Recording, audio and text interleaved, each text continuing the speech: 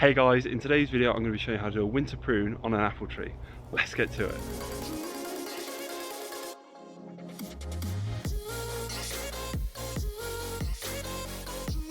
Now today I'm working in this small orchard with about a dozen trees, and I'm going to be showing you how to prune an apple tree in the winter. Now there's various different reasons you want to prune an apple tree in the winter, and here's why.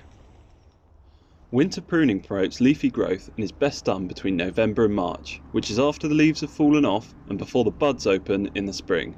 This is because the tree has entered its dormant stage, where it moves sap, a solution of water and minerals, to the roots. This enables us to prune off larger branches without the tree losing sap, and at a time of year when there is a low risk for disease and infection. However, as you prune and move on from tree to tree, it is always a good idea to disinfect your tools. Winter pruning is the right time to form the tree's structure, as you can cut back thick branches to reduce the height, width, remove crossing, dead, dying or diseased branches, inward facing branches, and to thin out central branches to create a more open tree.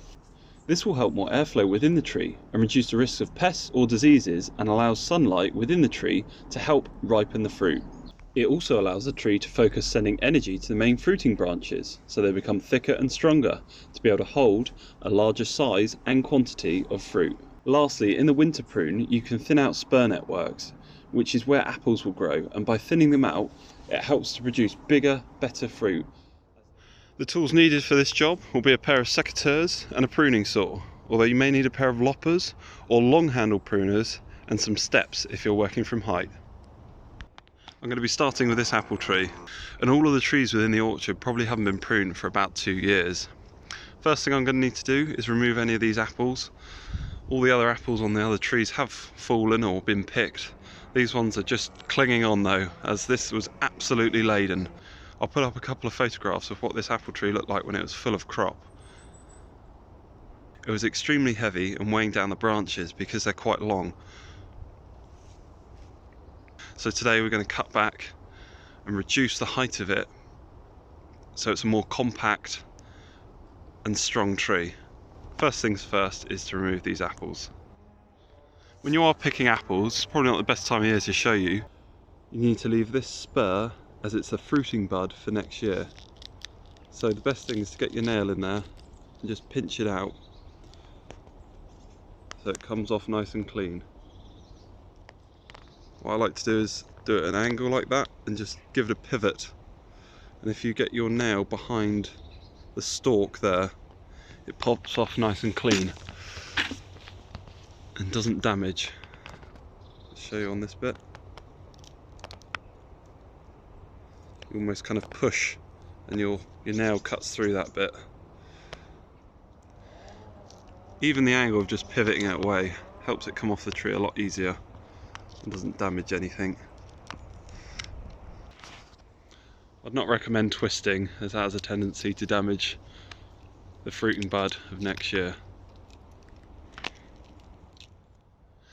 Any apples that are spoilt, damaged or too small for consumption, then I usually just place at the bottom of the tree for the birds and the mammals, as this is quite a hard time of year for them.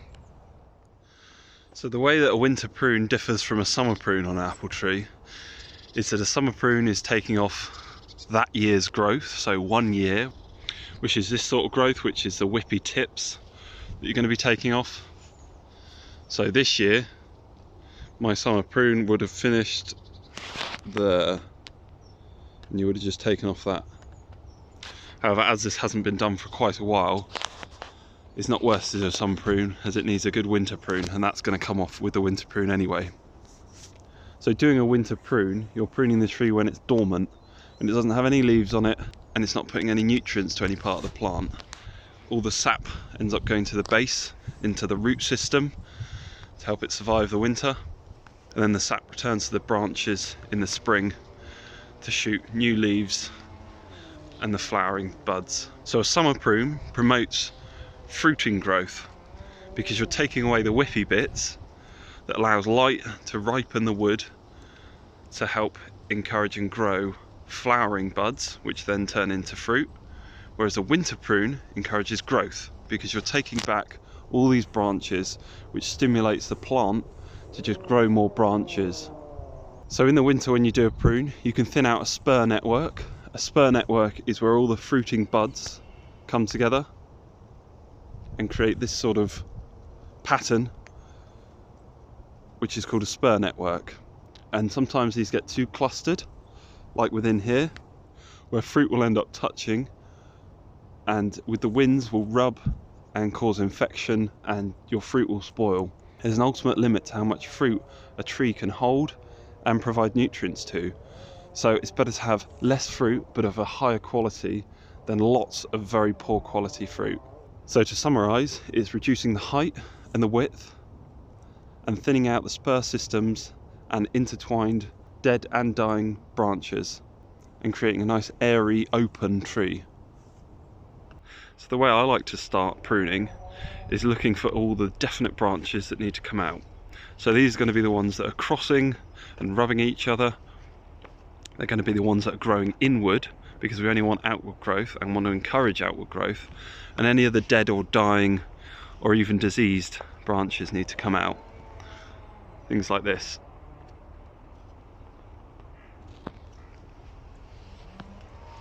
On here you can also see this branch is just disturbing all of the other ones and growing in the wrong direction. So things like that I'm going to start taking out. Also got this one, which is bowed all the way from up there and is intertwined there, so that's going to come out. Once I've thinned all of that out, then I can have a good assessment of the tree and then start thinking about the spur networks and reducing the height and the width.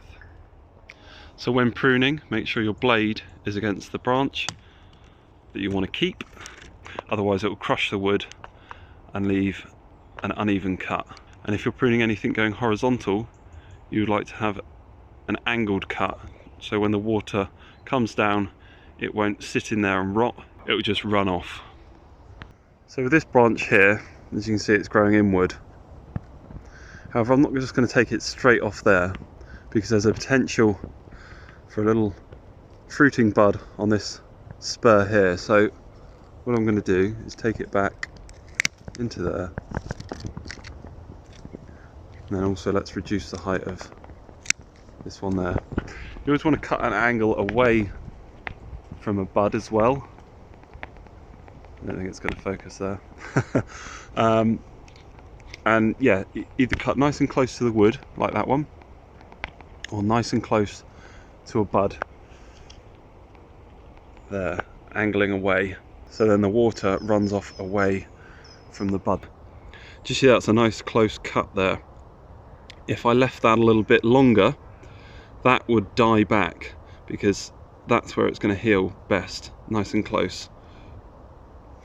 And the issue if you have a dieback is the dieback can then rot, and then that can lead to infection further down the branch, and then it can travel in and cause an issue elsewhere. So nice close clean cuts. So I just pruned off this branch here, which is a dying branch. It's still alive, as you can see. There is some, the top part of it is alive, however a lot of it is dead. And you've got to think that your tree is wasting energy on a branch like this, which isn't going to get any better, it's only going to get worse. So it's better to let it put its energy in a new branch, which will be completely fresh, disease free, and put its energy into that, growing that into a better branch than keeping old dying branches like this. Any snap branches like this need to come off. A nice clean cut. Now if I left that, that is going inwards there. So we want to cut that down to the next spur, which is an outward growing one. So this branch isn't going inwards, but it is growing sideways. You've almost got to see into the future with pruning, because this one is just going to get thicker and larger and longer, and eventually touch that branch and way down and cross into those branches. So you want to make sure there isn't any crossing and rubbing branches. So to prevent that, I can cut this one to a bud there, which is going to redirect its growth going that way. So you're effectively guiding the tree to grow and train it the way that you want. Right, that's the majority of the dead, dying, diseased, and any crossing and inward growth as well, all taken out. So it's those 5 things to remember. Now I'm going to be looking at taking these long branches off. Now it is a shame because there are a lot of good buds on these. However, once again, long term, this is not going to become a compact tree. It's going to become very large. These are going to get very thick and heavy, end up bowing down and snapping and damaging the tree back there. Now, if this was a commercial grower, they probably would leave these sort of things if you're growing it commercially just for a really heavy fruit crop. However, with this tree we still want to keep a nice shape, especially as it is within an orchard and the grass and areas around it need to be accessed. So what I'm going to be doing is pruning it back to here, which may seem quite drastic, as you are losing a lot of wood there. But my reasoning behind that is this tree only has a certain amount of energy, and you've got to decide where you want the energy to go, and I don't want it to go on that branch there. It has other branches coming off it, so I can cut those back and or encourage those to fill in any gaps while that one's taken out. And what you can also do is, because of this harsh cutback, it's going to encourage a lot of growth coming out of here. So the summer prune can tidy that up, and you can then choose which is going to be your new branch to come out of that area. So after this winter prune, I'm going to follow it up with a summer prune, and that summer prune is going to help promote more flowering buds and help create a spur network where you have nice clusters of fruit. Something to mention as well, when you are pruning these sort of longer branches, you'll see these little nodes here. Now that node is where the wood will ripen to create either a leafing bud or a flowering bud. So you want to cut back to those at an angle, like I said. And there's that node up there. So then the rain will wash off that way and you'll have the bud to grow a new branch off there. Now if that does grow a new branch off there, in the summer you cut that back down to this area, and then with the heat of the sun and the light it will ripen the wood to create flower bud there, and you can keep doing that, and that will create a cluster of flowers which is going to be your spur network, and then you will have a cluster of fruit when they're pollinated, and that's how you get nice close fruit to your branches and the structure of the tree, rather than fruit on these elongated branches which then bend down and snap. So here we have an example of a nice close spur network on this apple tree, and what I'm going to do is just assess them, make sure they're evenly spaced and the apples can grow and fruit there. You can see one's not fruited, so we'll take that bit off. So here, if an apple grows on here, it's going to be rubbing with that one, so you have a choice to either remove this one or that one. I'm going to go with removing that one, I think, so that has 2 fruiting spurs off there where we can have a cluster of apples, and it's just going through the spur systems like that, just tidying them up. That's another good thing to do in the winter.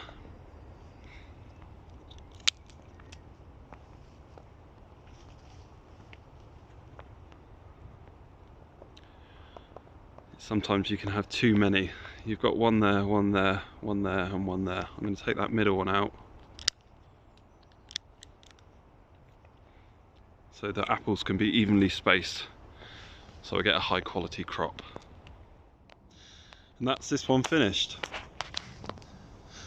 So it's a case of taking off all those branches that we discussed, the dead, dying, diseased, crossing and inward growth branches. Then it was a reduction in the height and the width, and lastly thinning out the spur network systems. So these are where the apples will grow, and it's to prevent them from getting too congested. You may find on your apple tree that you may get blotchy apples where they have black blotches on them, or blemishes, or they're maybe just not ripening properly. that could be because of a dense spur system, so that's a good winter job to thin that out. But I'm happy with the shape of this one. I've left some branches, as you can see, a little bit longer, but that's because I want them to fill in the gaps, and I want to encourage them to be the new thick branches in the years to come. Now, you may have heard the saying that you should be able to throw your hat through the tree, or a pigeon should be able to fly through it. That totally depends on the shape and structure of the tree. This shape of tree, you're not really going to be able to throw your hat through. Maybe through that little centre bit up there, but other than that you won't. It's going to be more on a goblet shaped tree, which is this one. This is more of a goblet shape, and these are the ones that you would hear the kind of saying of throw your hat through the centre of the tree, then you know it's pruned properly, which I'll show you when I've pruned this one. However, this is an extra I'm going to be doing. It's a cooking apple tree, and once again very elongated and quite gangly, so this is going to be quite a simple one, bringing those in. There's not a huge amount of thinning out to do. I'm probably going to leave the majority of this in the centre. There's not much of a spur system on this one, so that's going to be developed throughout the summer and the following years with a summer prune. Now, I have done a video on how to prune an apple tree in the summer, so do go and check that one out. I'll put a link in the description below. But let's get cracking with this one. Straight away I can see that this is an inward growing branch.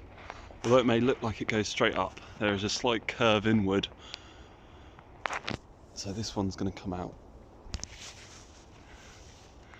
As long term, it's just going to keep going that way and cover the centre, which is not what we want. But other than that, there's not any other inward growth, so it's just going to be a case of taking the sides out and the top. Something like this is shot up there. Well, we will get fruit up there. However, once again, it's just going to bend and eventually snap. So sometimes you've got to bite the bullet, bring it down there, and then we've got the spur system down here with these flowering buds on it. It's closer to the wood, so there's less chance of anything snapping, and this branch can bear a lot more weight rather than the skinny branch. So it's always good to create a nice tight spur network to the main thick branches. Something also worth mentioning is you want to balance the tree out. So there's a centre point of the tree, that's going to be the trunk, and you want the branches to be evenly spaced. So you can see this side on the left overhangs a lot more.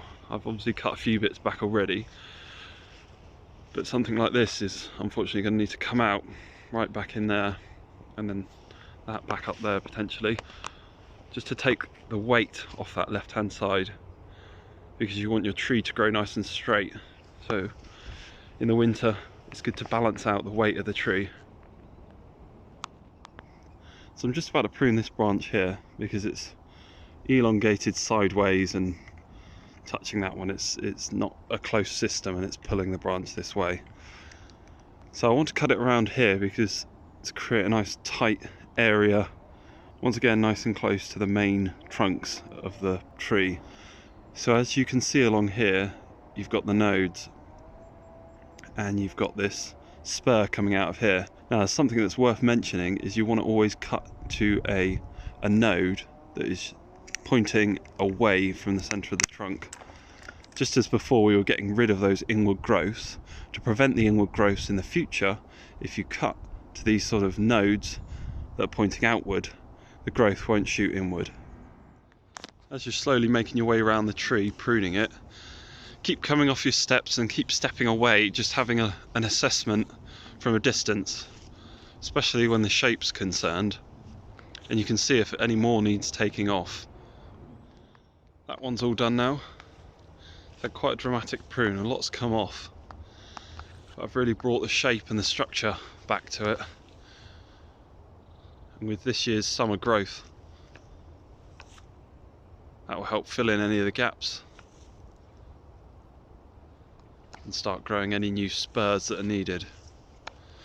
I mean, on closer inspection it actually does have quite a few spurs and fruiting buds within there, so it'll still be a fairly productive apple tree next year. Just making sure it's got a nice even shape and size to it, so it can support apples for many years to come. Next up is this little crab apple tree.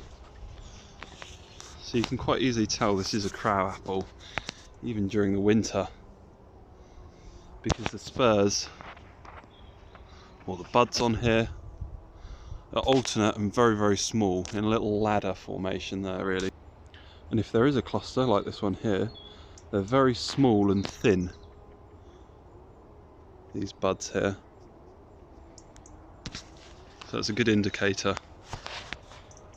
If you're ever out on a dog walk and wondering what type of apple tree it is, you can see that that's clearly a crab apple, because it's thin and almost pointy buds there. That's the crab apple finished. Now the only thing I have done different on this one in compared to the other ones is I've left this thin whippy branch, which ordinarily I would just cut off. However, I want it to balance out with the other branch on the right there. So I've just tipped it, taken the top tips off, just to help encourage the growth there and help it thicken up on that wood. It's something that we'll have to see how that grows over the next year, couple of years, if it thickens up nicely to match up the other one, or potentially I'll cut it off further back to help it thicken up further back before it elongates like this, because I don't know if more weight on this is just going to cause it to bow down, or it will encourage this to become a thicker branch. So these sort of things you can just leave them and take it off next winter prune if it doesn't work out. Other than that, it's got a good shape and lots of lovely little spurs on this one. This next one is extremely congested, entangled and messy within there. Very, very overgrown. I think if I remember rightly, this year it didn't have a great crop, and that's probably to do with all these leaves blocking out the light for the fruiting spurs that are in there. So they could have just not ripened properly, and or the pollinators may not have been able to access the flowers that were in there. So really good cutbacks needed on this one. So I'm just working my way through the middle, thinning it out, and this branch here, which looks perfectly healthy and is perfectly healthy, apart from this damage to the wood there. So something like that is okay for a few growing years. However, if this was to establish to a thicker branch like this, that's only going to open up more and get a lot worse. So what I'm going to do with that is cut that completely off, as I'd much prefer a new branch to shoot from there, which isn't damaged, which could potentially lead to being diseased. Now you do usually find when you are pruning a tree, whether that be an apple tree or any type of tree, which is extremely congested like this, you will find lots of dead areas within there.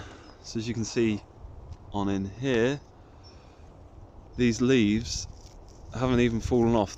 They would have died a long time ago, and they've just stayed on there. I say it a long time ago, earlier in the year they would have died, and that should have been a fruiting bud actually, but that's completely died, and that is dead within there.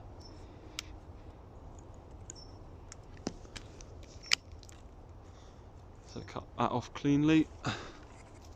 Same with this, just completely dead wood in there. So really go through and have a good look to try and find what is dead and what is alive. You'll be able to see if something's happy and living, if it's nice and springy, it doesn't snap, has new growth on it, like this. You can see the new growth has started there this year, so that's going to be nice and healthy. Or if it has any ripe buds on it or things like that, little buds. I mean, you can see that that's dead. If you are unsure though, then you can just take a knife or your secateurs and just scrape back very gently on the top bit of bark. And if there's no green underneath that, then you're sure that that can come off. And there's a little bit of green in there, which is what you want to cut back to. Whenever you're cutting any dead branch, so once again there's a dead branch here, you want to cut back to green, because the green can heal over, just like that. Otherwise, like I said before, if you leave anything dead or the die back, it can die back further and lead to infections throughout the tree. Something we haven't discussed is downward growth. Now this sort of downward growth, where it's angled like this or even bowed, is perfectly healthy. You can see it's even still got some leaves on that haven't fallen off yet. And it's got lots of buds and spur network. However, for me, I would prefer to take something like that off, because once again, long term, it's only going to grow to the ground. And in this sort of situation where you've got grass around it and you've got a nice standard tree, that's not desirable for me. So something like that I would cut off.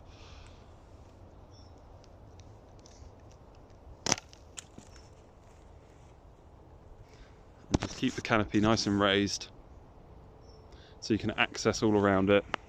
And it's also easier for pruning.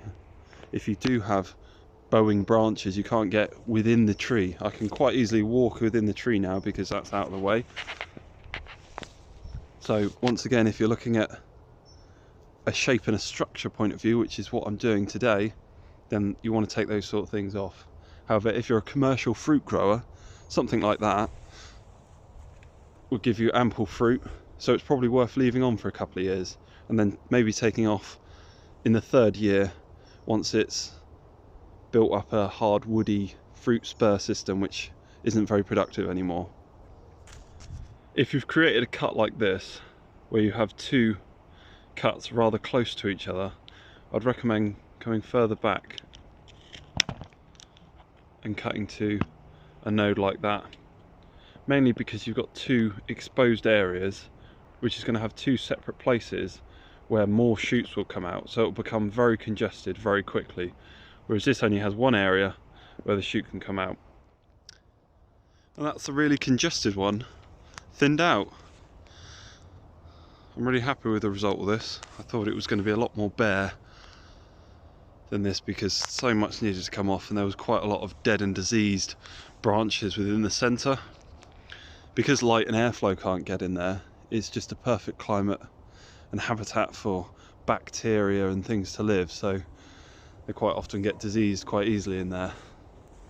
Also, by doing this thinning out, it's going to help prevent pests in your next growing season as well, because it's more open, so predators of those pests, whether it be something just like aphids, then the ladybirds have a lot more area and can get in, and also the aphids aren't as sheltered in the centre, so the air, wind, rain, sun can all get in there, so it's quite exposed. So it really helps with keeping a nice healthy tree. Now we're on to this one, which I'm going to create into a goblet shape. I have quite a hollow centre and all the branches surrounding the outside. It's got quite a good shape already, this one. Majority of the branches are outward growing. It's just become a bit too congested within there and a little bit tall. So when you're creating this goblet shape, don't be afraid to take out big branches. Something like this is completely in the centre and in the wrong place, so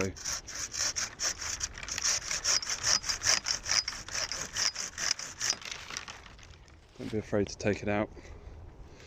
But when you do take it out, slowly pull it out, because you don't want to damage any buds that are already up there. Right, so before I cut that closer, you'll see there is this rot of the wood there. Now that has come through from the branch that I've taken off, and it's actually from here. Now this is obviously a cut that's been done, or a tear, which hasn't healed up properly because the cut obviously wasn't clean, or wasn't to a node or a bud, or it may have been just too close to this hardwood here. So you can see that it is slowly rotted through to there and then transferred to this piece. So eventually you can easily see how this can infect a tree. It's always good to have a nice clean cut. And that's this one done as well. So you can see you've got quite a nice opening in the centre there. That's how they would call a goblet prune. Bearing in mind this was never pruned as a goblet, I've just turned it into a goblet prune. So it's going to take a little bit of time for the sides to straighten up. As you can see, they're trying to bend out. You do want it to be shaped like a goblet glass. But you can obviously see there's a nice airy gap in the middle, and that's technically how a standard apple tree should be pruned. However, each apple tree is completely different to one another. They're all different shapes, sizes, rootstocks, varieties, also growing climates in different environments, areas. You may have it in a bed or a border or in a driveway, so you're going to want to prune it in different ways and shape it in different ways as well. Or if your apple tree is just on the allotment or in a field, then you can let it grow absolutely wild, nice and big, and have a huge abundance of apples. But because of the size of these, there's a limited amount of apples it can produce. So that's why I make sure it's nice and open, spaced apart, with a good shape and a nice spur system to allow for a good yield of apples of high quality. For instance, let's just say this apple tree can only withhold 10 kilograms of fruit. You could either have 50 really good, nice quality fruits on here, or 200. They would weigh the same, but the quality and the size of the fruit would be completely different. My aim is to get a smaller quantity of fruit, but of a higher quality, yet the yield in weight will be the same. Now this is the last apple in the orchard here, which is a cooking apple, and it's a bit of a monster, because once again it's not been pruned for quite a while. If you just compare it to the crab apple, you can really see the size difference. So I'm going to dramatically bring the height down in this one, so it's going to be a lot of saw work. Once again, it's not too bad in the middle. There's a few whippy bits that I can just pinch out there, and it does have a nice structure to it if you look at the trunk and the branches shooting off of there, but it's just the height and the width, it's just got far too out of hand. So let's get this one done. Once again, don't be scared to take out large branches and large limbs. This one here is bowing completely over the centre and weighing into that. So I'm going to be cutting this one out right here as well. Remember to angle your cut, and as we learnt from the previous tree, don't cut too close to the wood, otherwise the rot can pass through to the main trunk. On something like this long branch here, obviously it's growing inwards, so we want to take that one out. However, we don't have to take it out right back there. We can take it back to here, and that will be a flower bud in the spring, so we'll have an apple. Something I wanted to mention as well is this collar round here. This is where you cut up to. You don't want to cut into the collar. So the collar here, it's full of this which helps to heal over. So you want to cut just above it, and then it'll heal over nicely and you won't get any rot or anything coming in. But obviously for this one, I'm going to cut it here so we can keep that spur there. And that's a large cooking apple done. Huge amount of branches come off. So you can see on here that's 1 year's growth up to there. So it puts on a huge amount of growth. That's year number 2.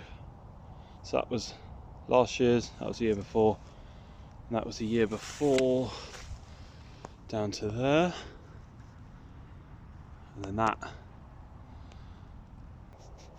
So you're looking at 4 to 5 years worth of growth. It hasn't been cut off, so yeah, that was well needed, a good prune. Still got a nice spur network there and it's nice and even. It's a rather nice tree. One thing I wanted to mention as well is when you're doing your pruning, have a reason for every prune you do and every prune you don't do. For instance, I haven't pruned this. Why haven't I pruned it?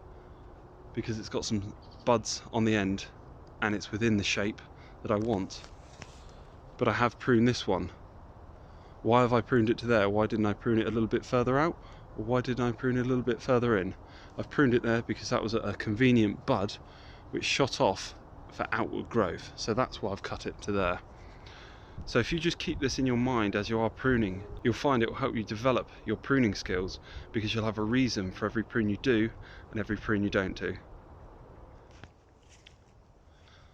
So that's the apple tree pruned. So the main objective for your winter prune is to take out any dead, dying or diseased branches, any large limb branches that need to come out, any crossing branches, any inward growing branches, and also to thin out that spur network. So you're creating a nice open tree which allows light and airflow within there. So with all of these trees, I would highly recommend a follow-up with a summer prune, because these are going to put on a huge amount of growth next year, because I've stimulated all that growth by taking off all of their previous growth. So they're going to put on a lot of whippy shoots, which you'll want to cut back, and to turn those whippy shoots into fruiting shoots. If you want to find out how, check out my summer pruning video. The other thing I do want to get across as well is think of your tree long term. So think, what's it going to look like in 5 years time? What's it going to look like in 10 years time? And then adjust your pruning to how you want it to look in the space that you've got it in. So leaving some branches to get really big because you want a huge old apple tree there to put a swing on it, or you want a nice confined one because you've got a modern garden with not a lot of space.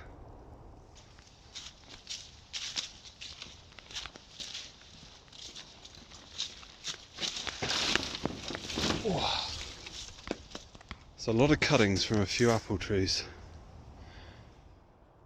That's it for this video. Hope you found it useful and entertaining. If you did, don't forget to give me a like, subscribe, and get chatting to me in the comments below. If you've got any questions or queries on apple pruning, do hit me up in the comments. As I said before, I've done a video on summer pruning an apple tree, so do check that out. After doing a hard prune like this one, I would highly recommend a follow-up with a summer prune this summer, as that will help create that branch structure that you want within there for any branches that you have taken out. You're going to be taking off the whippy growth, and there'll be a lot of water shoots shooting up from there. So if you want to find out more, check out the summer video. I'll catch you on the next one. Cheers.